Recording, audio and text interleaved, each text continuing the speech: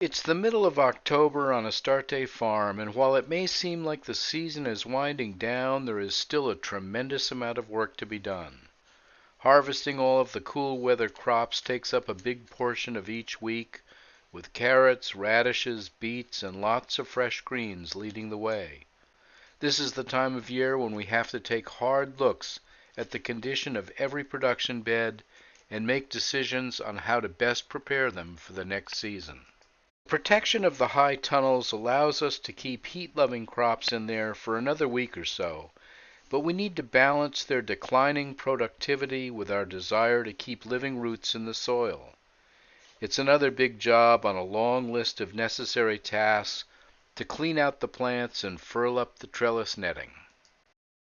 Out in Field 2, the cover crops are using every available hour of solar energy to put on the best growth before the ground freezes up tight.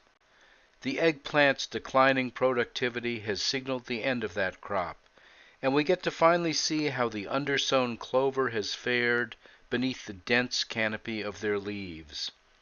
We cut the woody eggplant stems close to the ground and allow their roots to decompose undisturbed in place and feed our soil organisms.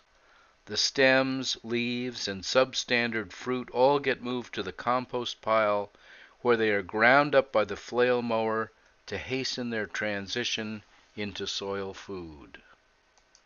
Down at the far end of the field, the fall greens are growing beautifully, either with the straw mulch under the kales or through the burned holes in occultation strips for the lettuce.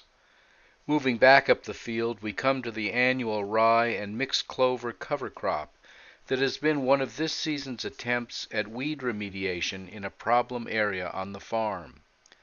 Next door is the buckwheat smother crop that has already flowered and set seed. A close look at the clover patch shows bunches of grass that need to be confirmed as ryegrass, and not yet another generation of quackgrass. Even as we close in on the end of the 2022 growing season, we are preparing for planting the first crop for 2023. This area held our winter squash crop, transplanted through occultation strips that were pinned tightly together, edge to edge. That provided excellent weed control and left bare soil once the strips were removed. Our hydraulic compost spreader lays out the production beds in the new spacing that we have adopted, 40-inch bed tops separated by 18-inch paths. The combined weight of the tractor and spreader have clearly compacted the soil in the paths.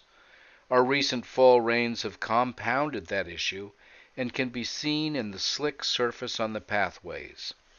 It would be great to get some aged wood chips down into the path to begin healing the damage caused by the machines, but we may have to wait for any coverage until the straw mulch has been applied after planting the garlic.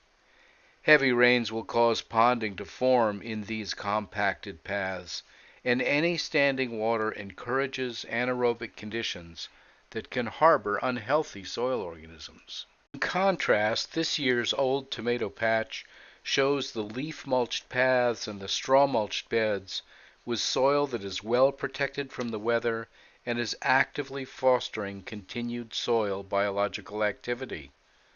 All the way up at the red barn, another year-end task awaits: clearing room to store silage tarps and occultation strips, organizing tools for storage until next year, and cleaning off the dust, dirt, and debris from a dry year. Here's a peek at the two most successful beds of the clover that was sown under the eggplant. These two beds were the first sown and had the eggplant removed the soonest with the flail mower. Clover responds well to mowing, and it has also benefited from the chopped up eggplant sheet mulch. We will have to see if the stems that were left from mowing cause any problems next year. Next door, the cover crop cocktail of oats, field peas, and daikon radish has made good growth with our recent rains, and the value of the combined leaf types is shown clearly. Oats and peas have a tendency to lay down or lodge under heavy rain, but the daikon's sturdy, upright leaves help keep them over the bed's surface. Last but not least, here's the crew working diligently to harvest a mix of spicy greens for CSA distribution and our local markets. Despite the raw rain and soggy grass, the crew has kept their spirits up. The warmth of friendship and the satisfaction of abundant harvests have gone a long way toward making this a good season on Astarte Farm, and with any luck we will benefit from their experience again next year. Thanks for watching. Questions and comments are welcome. Catch you next time.